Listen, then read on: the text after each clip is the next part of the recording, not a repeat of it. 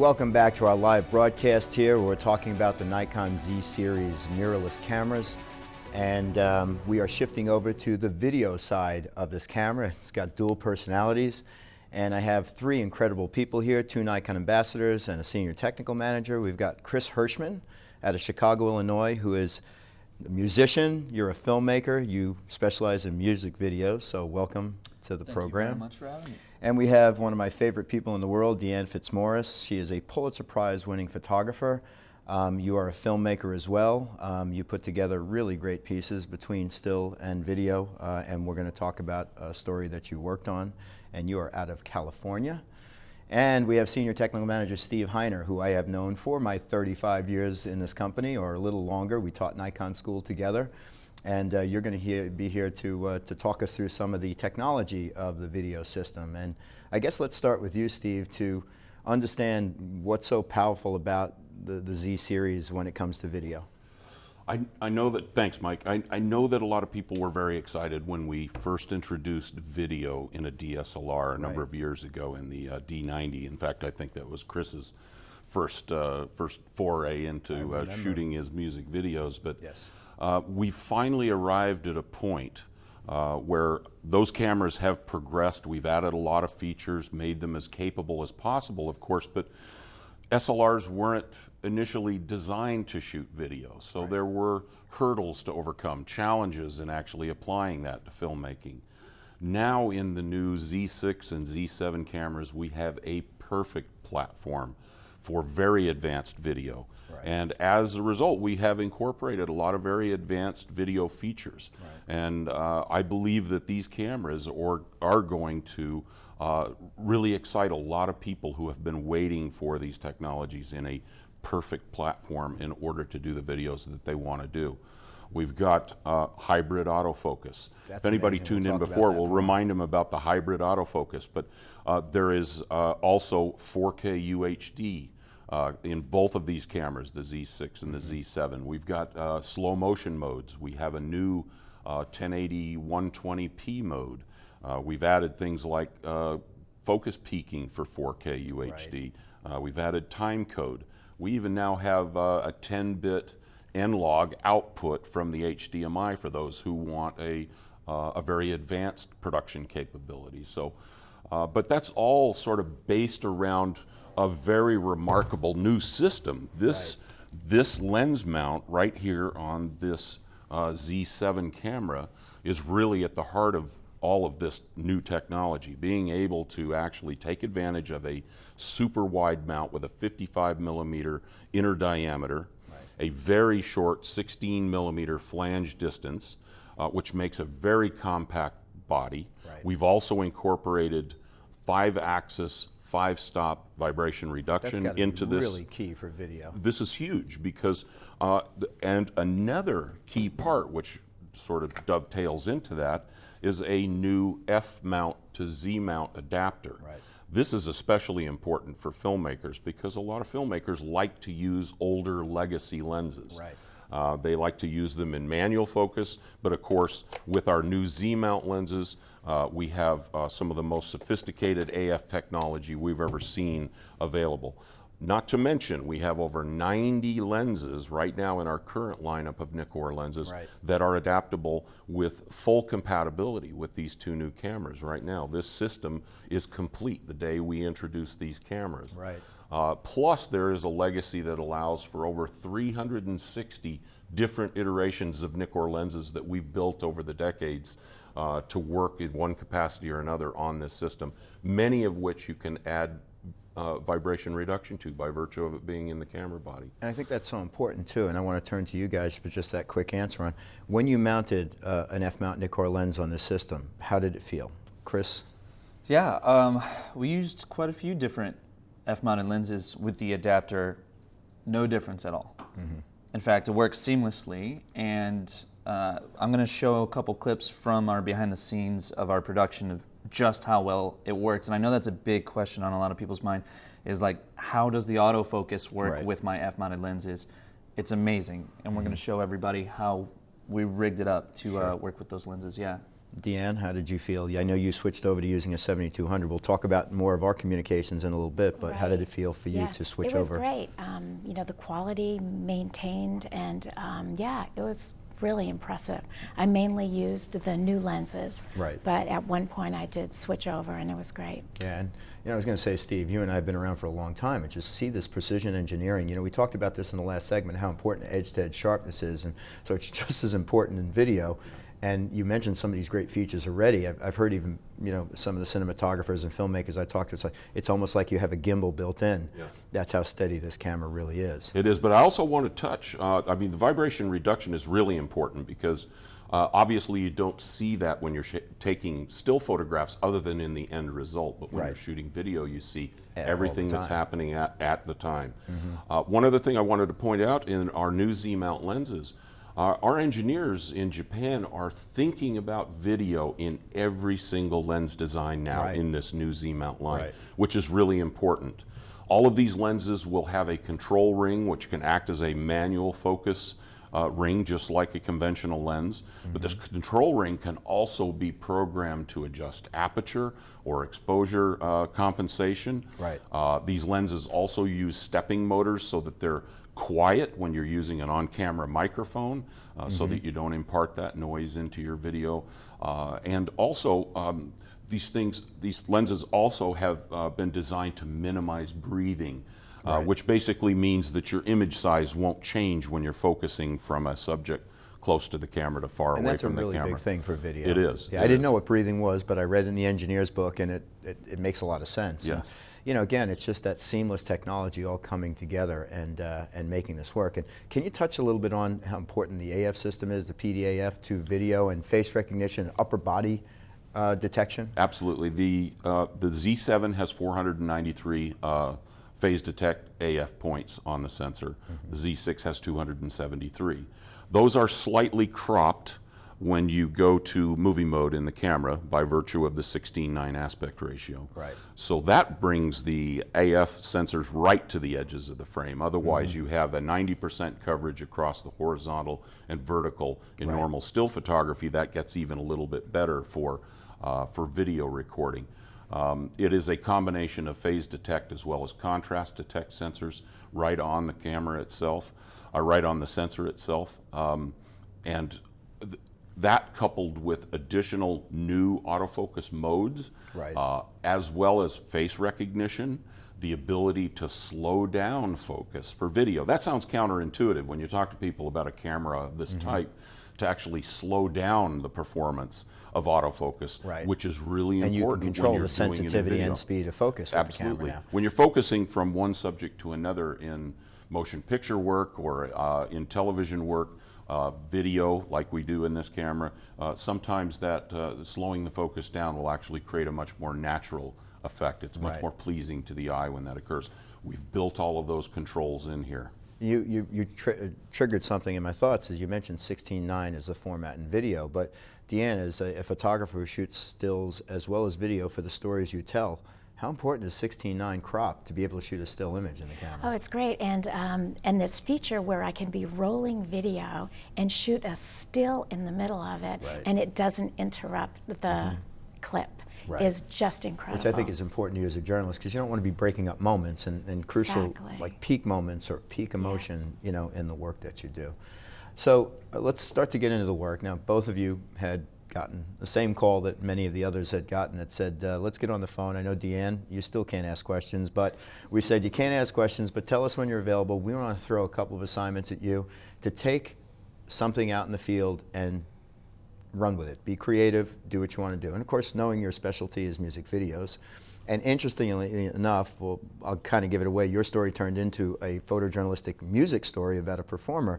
This is a great segment because I love shooting still rock and roll photos, and I know, Steve, you've done a fair share of that, and you shoot a lot of video as well. But Chris, you came to Melville, and we put this camera in your hands for the first time. Yeah. What are your thoughts? As a filmmaker who's been with Nikon since Nikon introduced video into the camera bodies, I was just so overwhelmed with joy when I saw a mirrorless, because I knew it had video before I even turned it on, and I just know all of the different benefits of what mirrorless gives us, and I just knew that, Nikon thinking more about video and adding all these features, it's just probably the most exciting thing for a filmmaker to hear, that Nikon is coming out with mirrorless. Right. So I got to say, this is a huge announcement for Nikon. Mm-hmm. Honored to be here. Historical, yeah. It's massive, yeah. And it's just one of the coolest tools that I've been able to play with. Right. I think it's such a great addition to the Nikon line of cameras, but to just see all of the new features you guys packed in here, I mean, it is up there with the cinema cameras and has those features that filmmakers need. So first impression is I'm floored. Mm-hmm. I'm floored to finally have this piece, and I'm just really excited to show people the piece that we filmed and talk about it a lot more. Yeah. And welcome to mine and Steve's party and everyone else from Nikon who's been sitting on this secret for quite a while, and we haven't been able to share that enthusiasm. It's Deanne, huge. you came to Melville, you picked up the camera for the first time. What were your thoughts? Well, yeah, no questions. That was the rule that I got. Can I ask questions now? You're allowed to ask. Well, yeah, go ahead.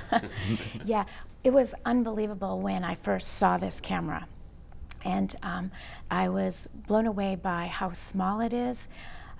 One big thing was ergonomically. It feels so good.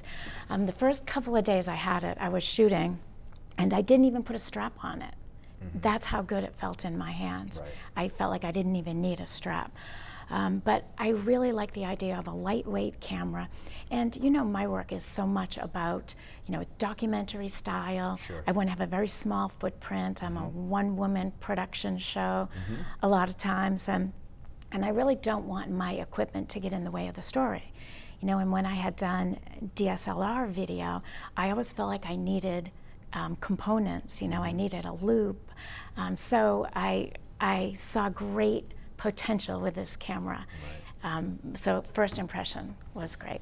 So let's, I want to go back to Chris, and you shot a music video of one of your favorite performing artists up and coming, Emily Blue? Yeah, let me set it up. It's Emily Blue. She's an artist that I work with from Chicago, Illinois. And the challenge was take the Z7, make a music video. Right. That was it. So I decided I'm going to go to Emily, I'm going to see what track she has. And immediately she played this instant lovable song called Falling in Love. Right. And it's a pop song, and I'm like a rock photographer, filmmaker, and I was like, this is going to be a new challenge for me. So we had about a week to put all this together, and we tried to make the most colorful, sharp looking image. Right. When you go to watch this piece that we're going to see, I just want everybody to know that it is shot in a standard color profile. Right. There's no color correction to it, because I want people to see how brilliant the colors are, how sharp the image is. And I think the music video is just a great palette of colors and textures. Mm-hmm. And then again, afterwards, we'll talk about how the autofocus was just amazing to work with. But and guys that are viewing, we did challenge them and did tell them when they came to New York, we wanted color. We wanted sharpness. We wanted it to be vivid. We wanted you to really take this system for a test drive and really put it to the challenge, put it to the test. Yeah. And it's amazing. So I think, personally, I've seen this, and I know, Steve, you have as well. You put together a really great behind-the-scenes video that I'd like to look at, like to share with the audience, because it really does not only give the insight to how you operate and how you work, but all of the things about the camera you kind of injected to this BTS as well that are so important to your video. So if we could, I think we need to run the video. I'm Chris Hirschman, filmmaker and photographer, and today we're filming a music video for an artist named Emily Blue. Oh my God, Courtney, I love this song. We're here in the wonderful Fort Knox hangar, and we are filming with a Nikon Z7 mirrorless camera.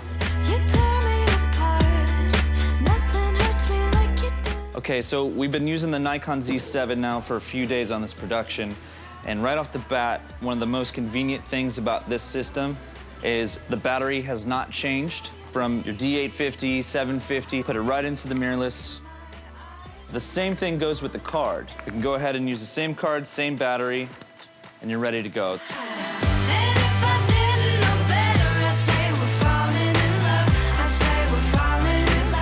So everything on this camera is laid out so simple and it's familiar.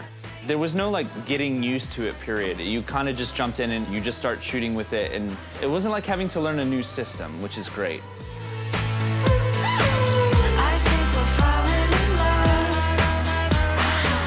How do you want to focus the camera? So we're going to use autofocus on it, like we were doing yesterday. Yeah. I think the face detection on it was pretty pristine. Yeah. So I don't even think we have to attach anything to it. I mean, Yeah. it's like. It worked really well yesterday. Yeah. I mean, we have that follow focus, but we're just going to leave it behind for this show. Yeah, great. Yeah. Sounds good. Yeah. I want to say 90% of what we filmed was just autofocus. So the fact that you can put the camera in places you can't reach and still use autofocus, I think that's a huge game changer for this camera.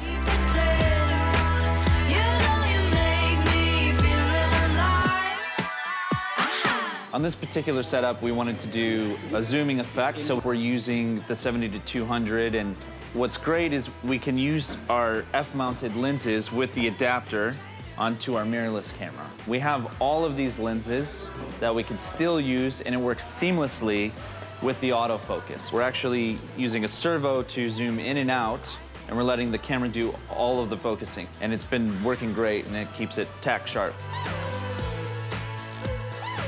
It made a very complicated move much, much easier.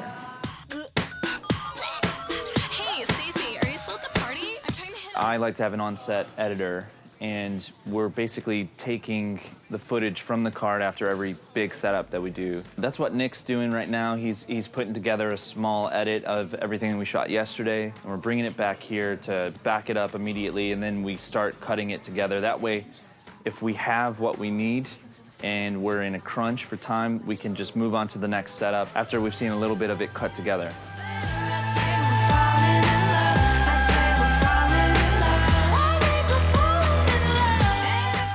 All right, so last thoughts on this thing. I think this is gonna change the game for filmmakers. I think it changed the game for me on this set. I've seen this camera do things that other Nikons have never done before for filmmaking. I can't wait for people to get their hands on this and experience just how powerful of a camera this is. I think people are absolutely gonna love this as a tool. That was pretty impressive. Thank you. And can you talk a little bit more about the experience and what you put together here? I mean, Yeah, I mean, if I may, this camera, right? I start with the battery and the card. As soon as I picked it up, it just felt right. like a Nikon. It felt like a Nikon.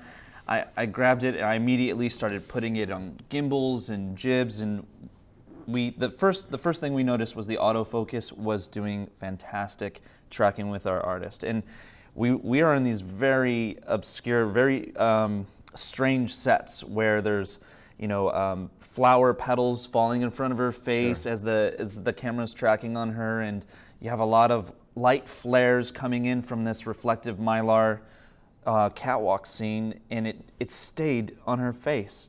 Along with using the 70-200, I talk about taking a servo and zooming the lens, and the autofocus doing all the focusing in the camera. That makes your life a little easier, doesn't it? It makes it easier, but also it gave me a look I've never been able to achieve with that lens. Right. And that's a great cinema lens. You're just talking about opening up different possibilities for different looks. Right. And that gets me excited as a filmmaker, knowing that I can still use my old lenses. In fact, and when I say old, I'm talking vintage. I have a collection of vintage prime lenses that fit really great on the adapter. Right. So the fact that I can still use all of my coveted lenses and equipment with this piece and create films, it's amazing. It's a really great system. We had talked before, and you had mentioned that you didn't record to any other devices but the card. Can you talk about that a little bit? Absolutely. So the camera can record in the new feature, which is InLog. Right. That's been added to this. And you can go 10-bit into a recorder. Right. What is the difference between 8-bit and 10-bit? Almost a billion colors. Okay, a billion colors. That's wild. This camera's capturing a billion colors in Well, video when yeah, used that way? that jump from 8-bit to 10-bit increases the color information significantly. That's why I say when, and that coupled with the N-Log, of course, give you a lot of latitude in your post-production that a typical 8-bit file doesn't necessarily have. So coupled with that external recorder, you can raise the level of your production value very, very high. Right. That's huge. Filmmakers need that. Now, did It's you here. do that on this shoot? We went straight to card. Right. And we went straight over to my editor, and we edited this video as we filmed it. Does that have anything to do with the short window we gave you to produce this? Or? It might have something to do with the week turnaround. Right. You know, I wanted people to take a look at that footage and see how clean it is, how sharp it is, how beautiful it is, with no color correction and no, you know, heavy color grading. So I think it stands up, and I think you can look at it and just be like, that's straight out of the camera, unbelievable. That was my experience with that. That is awesome. And folks, as we leave this segment later on, you'll see a snippet of this music video that Chris produced. And I'm sure you're going to post it online. We'll have it at Nikon's USA site as well. But I want to kind of shift gears. So we go from commercial music video to a story about a musician who travels around the country with his family. So Deanne, I want to bring up this moment because it was surreptitious. And you know, when we first gave you this assignment, we asked you to shoot stills, right? And we started talking internally and saying, but you know, you do these amazing films and short films and telling stories, and let's call her up and see if she wouldn't mind shooting some video. What were you thinking minutes before I called? It was This unbelievable. is the truth, folks. It was unbelievable. I had been shooting for about 2 days on this project, which I'll talk about, but I realized that this wasn't a still photography project. This was a video project. Right. And I was thinking, geez, I've got to call Mike. I know he's not going to be able to switch gears at this point. And so I was sitting there, and I was just getting ready to call you, and my phone I rang. called you from the Dallas airport, and I couldn't believe the enthusiasm because you had just shot for a few days. Yes. And you know, talk about your story, and you were like, I couldn't get you to shut up, which was a great thing because you're so soft-spoken most times, but the excitement, and you have never heard before. Oh yeah, yeah. I was really excited to be able to switch to video on this project. So the project ended up being about this musician, as you say. His name is Ron Artis. He's from Hawaii. Right. He grew up family of 11, homeschooled, and he, fast forward, and now he's a musician, travels on the road with his family. And I thought, you know, that could be a good project. And they just happened to be doing the West Coast tour. Right. And they kindly allowed me to follow them and to document their story. It's Ron and his wonderful wife, Yulia, and they have 2 beautiful little kids.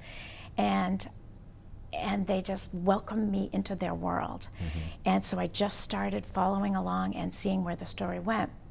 I was really drawn to their music. I thought the music was incredible. Right. But they have so much heart and soul, and I wanted to capture that. And so that's what I was going after. And I think, you know, how many of your crew did you fit into your car to go? How many people were on your crew? 2. You and Yes. yourself? Well, oftentimes it is, but at this time it was a 2-woman production crew. Great. I was working with Lisa Fraser, and she was working as a producer, also doing second camera. And you know, we were flying because we were going with this band, traveling from California to Washington State to Oregon. And at the same time, we were just downloading footage and FedExing it back to the editor so the editor could get started with it. Right. And how many gimbals and jib arms and helicopters did you use for this piece? Very good question. This is how I roll. That was your gimbal? Electronic Yeah. VR, the Exactly. I mean, it was so unbelievable because I am used to using DSLR with a loop on manual focus and struggling with focus. Right. You know, as you had mentioned earlier. And so I said, all right, I'm going to try autofocus with this. It changed my world. That was the first thing you brought up when we got on that phone call. Yeah, it was unbelievable. facial recognition. It would just follow my subject. I couldn't believe it. And another thing I really loved is the viewfinder, the electronic viewfinder, where I would be rolling and looking at the back LCD screen, which is awesome too. It's big and bright. And then I would, bring this up to my eye, and the sensor would switch it to the viewfinder. The viewfinder is so bright and so sharp.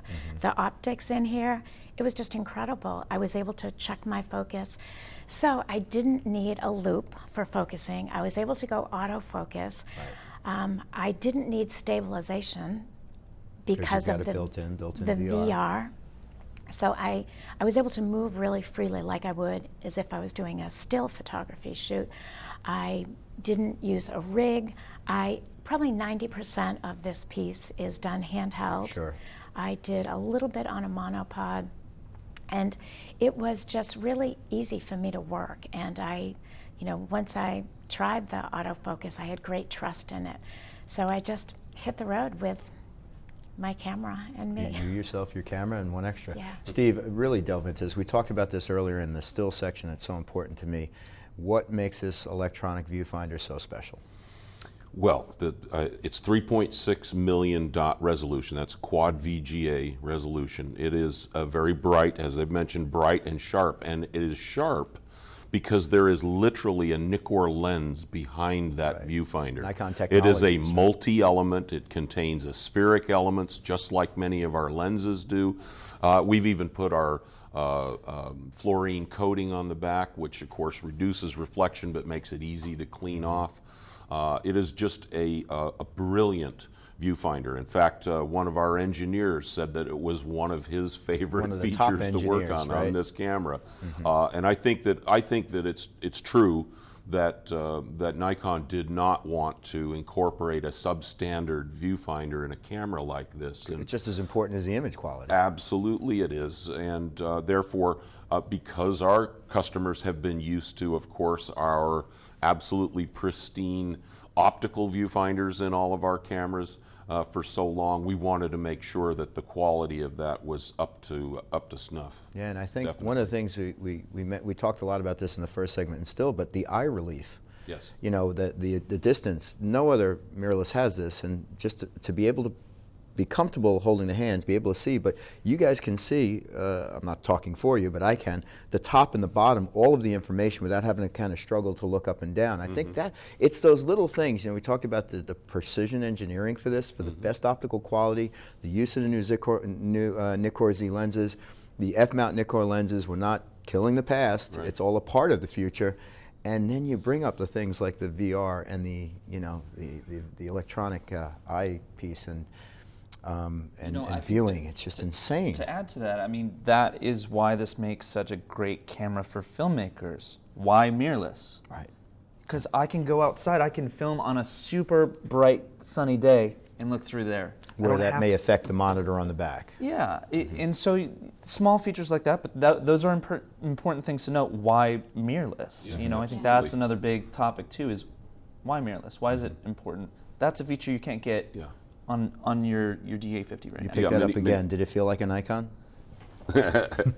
Still feels like a Nikon. Feels like a Nikon. Go ahead, Steve. No, I was just going to say, I mean, so many of our customers who are choosing our cameras for video have had to make that big compromise, which is attaching some sort of a viewing system to the back of the LCD. Now, the back LCD's resolution is designed to be viewed from an average distance, not to be magnified like that. So it made it very difficult to manually focus, since all we had at the time in our DSLRs at the time is contrast detect autofocus, which works great when you're locked down on a tripod and perhaps your subject isn't moving. But this sort of autofocus system, which can capture a subject and follow that subject as it moves fluidly throughout the scene, is a liberating experience, I think. Just simply as a filmmaker who is constantly chasing focus, now you can let the camera do that sort of work with confidence. So we're excited about so many different things, but let's bring it back to you, Deanne. And you are working on a rough cut of your final video. Yes.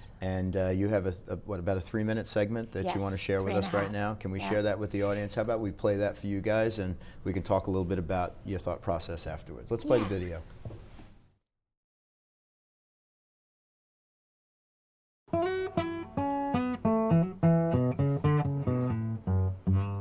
I believe we're all souls with a body, not bodies with a soul. And I ask myself, what is it we couldn't learn is just a soul? What is it that we could only learn by being in this body, being in this world? Searching for answers.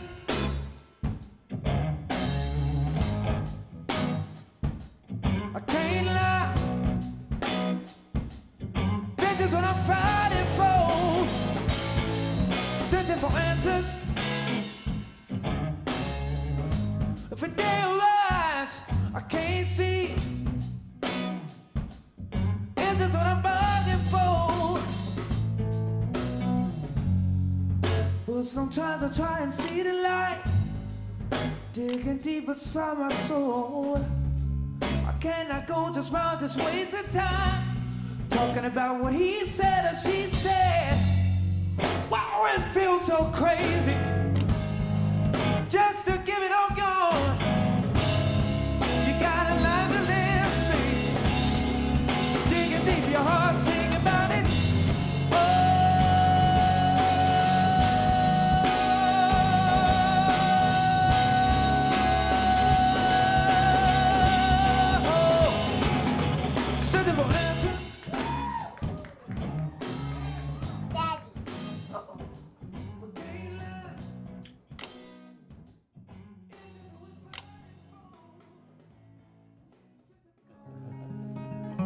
I wrote this song about 7 years ago,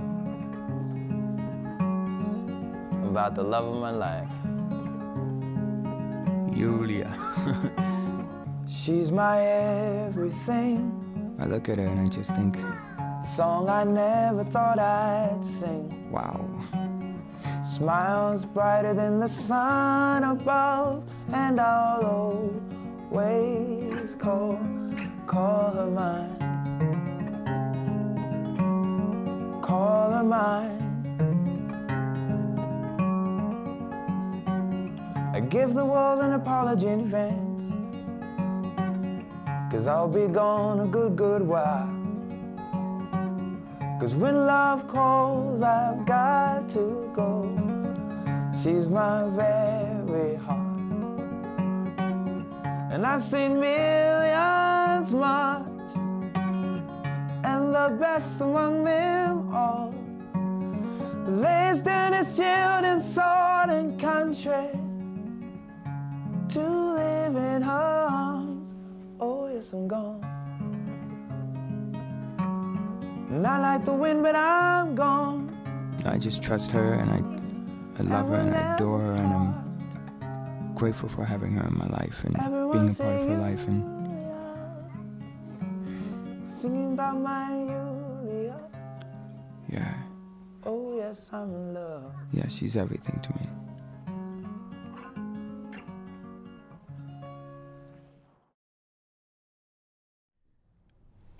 I'm speechless. That's great. I'm sitting here like full of emotion right now, and I think anyone in this business of rock and roll understands life on the road is not pretty sometimes, even at the best levels of performing. And you got into their story quickly, and I can't wait to see the finished piece. But talk a little more about this.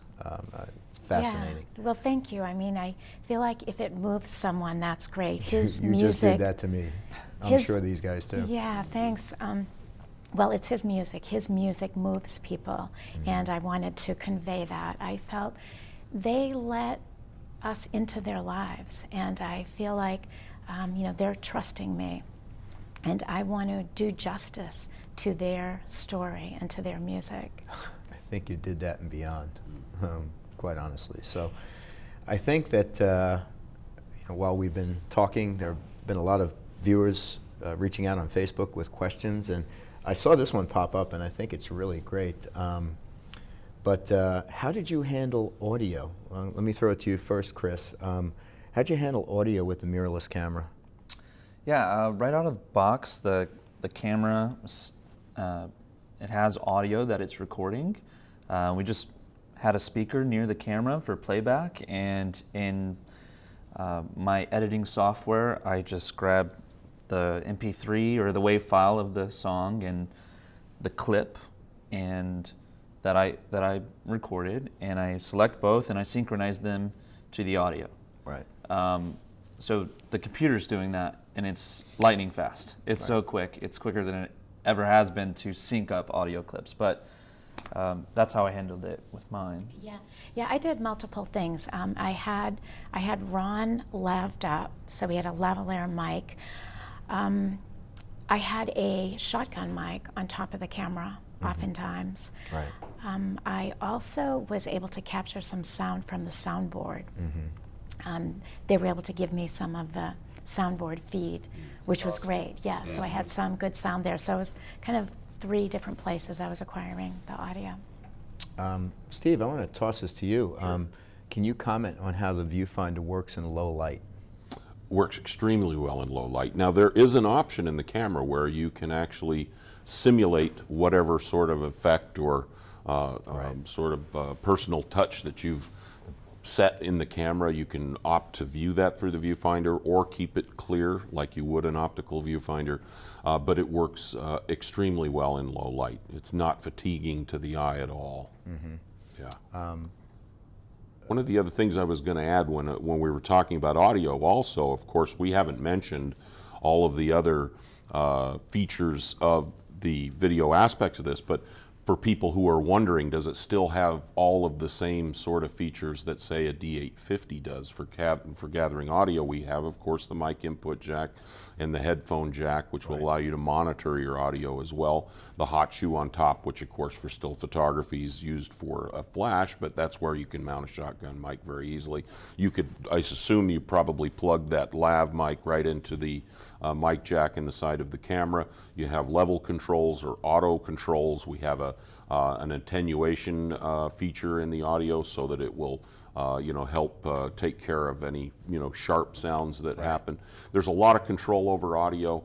It's very good quality audio, and you also have control over the type of file that you make. Your movie file can either be an MOV or an MP4. You can also, when we were talking about recording externally, the same is true of our D850 is true in this camera. You can record simultaneously in 8-bit to an external recorder as well as to the card in the camera. So you can record an uncompressed signal to your external recorder and a compressed signal to the card in the camera, which is a great thing to have as perhaps a backup.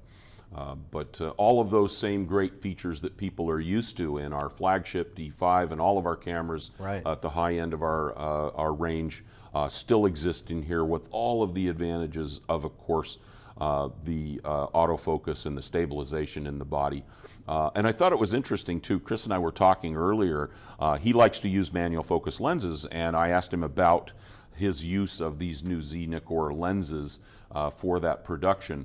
And you were telling me about this discovery you made about our focus peaking and using it in manual. Yeah, when you're holding, if you're going handheld and you really want full control over this is something that I think a lot of filmmakers are going to just set their camera up to work like this, is that you can tap the face and you can autofocus lock with the face detection. And the moment that you want to go into manual focus, all you have to do is touch the focus ring.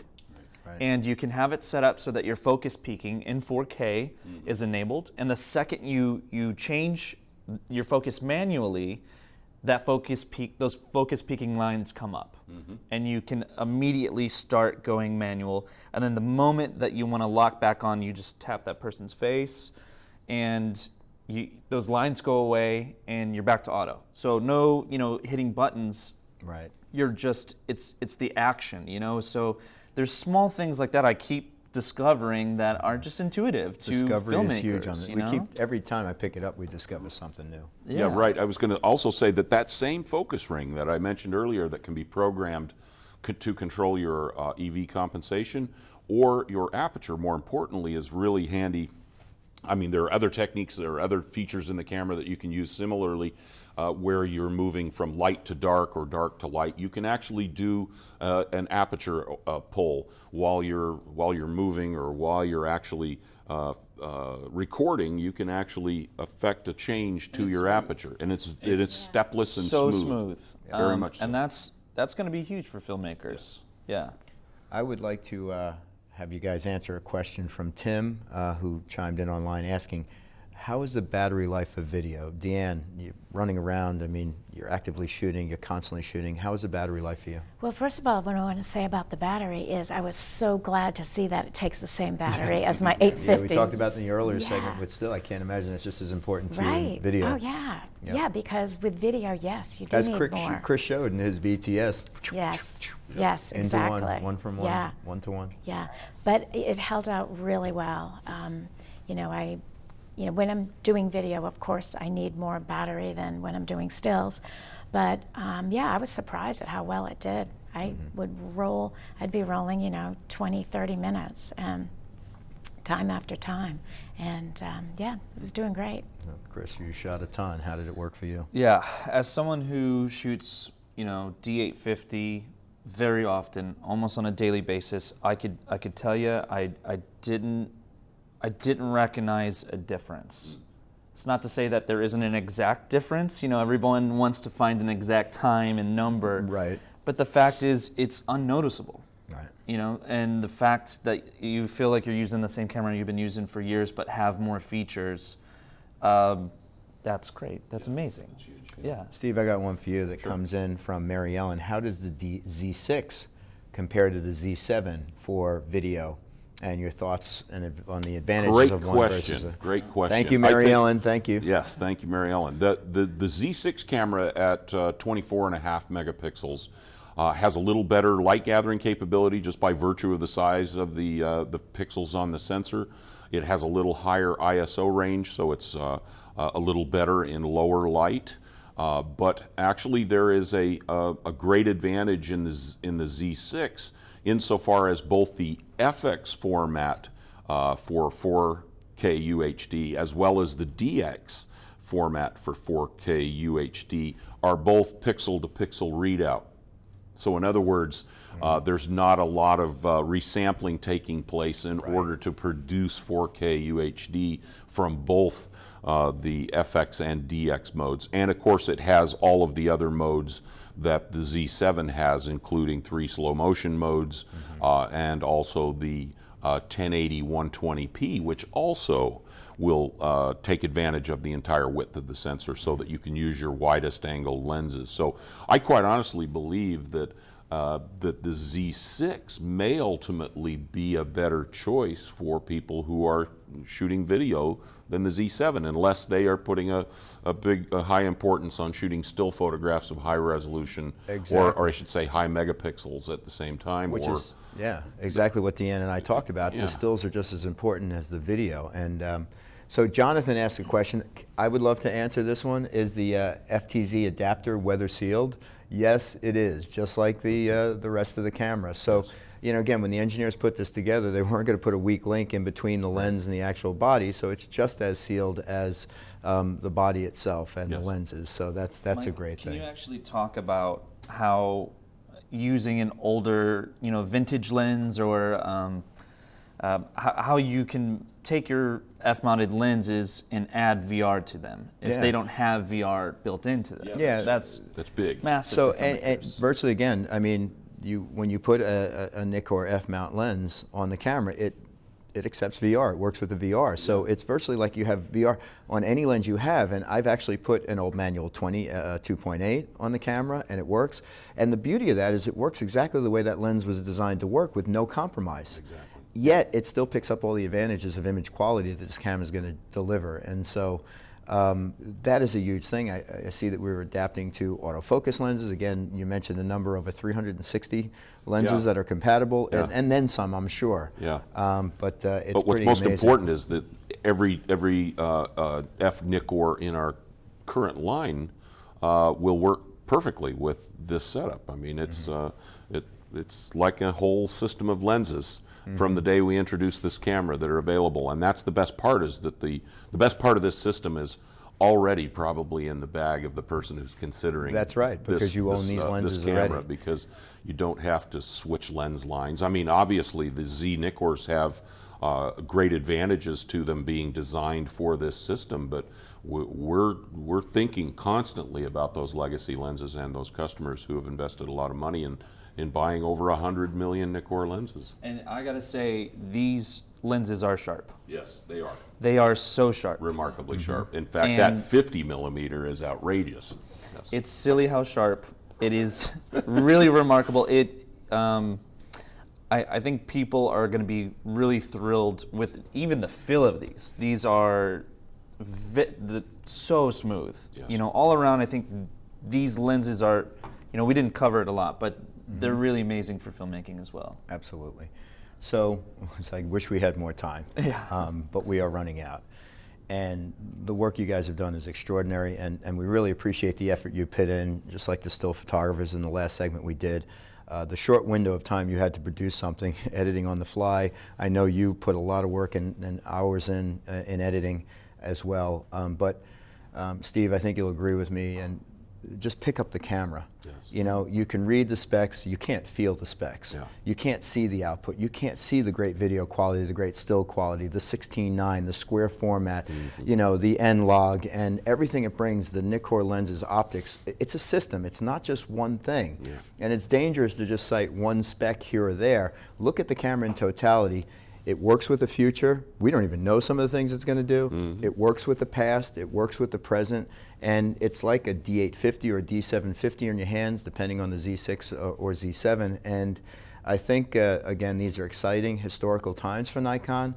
Those of you that tuned in, thank you for tuning in. You can see this. It will rerun online, and Deanne and Chris are going to both post their videos so you can see them in totality.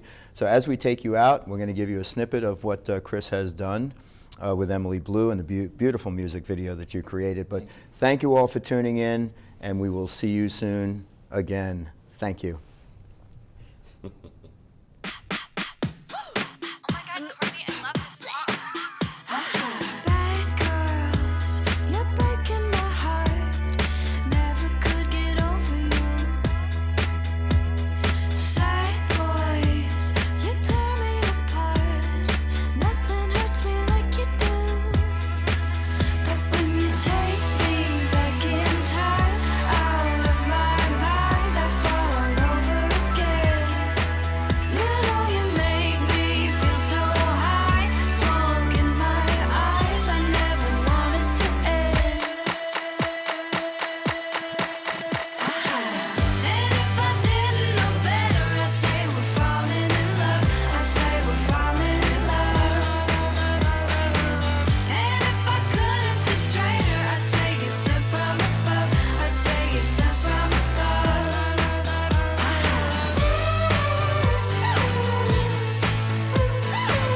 I think we're falling in love.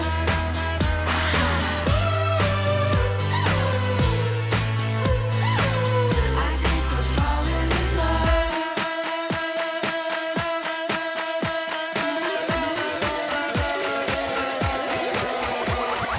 Beach boys, I'm riding the wave. Take me where the wind is high. Spice Girls, you know you're my fake. We ain't ever gonna die. So can you take me back in time, out of my mind? I wanna play pretend. You know you make me feel alive. And if I didn't know better, I'd say we're falling in love. I'd say we're falling in love. And if I couldn't see straighter, I'd say you sent from above. I'd say you sent from above.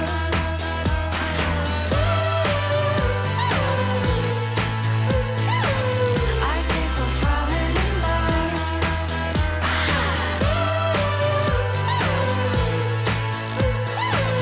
I think we're falling in love. Hey, Stacy, are you still at the party? I'm trying to hit on this super cute guy, but I just spilled green slime all over my pants. Wait, hold on, I have another call coming in. Hello? It doesn't matter if she's a goth, babe. It doesn't matter if he's a square. Cause if they're hanging around and they're down to clown, hang up the phone and get over there. I see my tarot queens in the corner. I see the angels from above. Just take them to the floor and drag them out the door. Hold my drink, I think I'm falling in love. And if I didn't know better,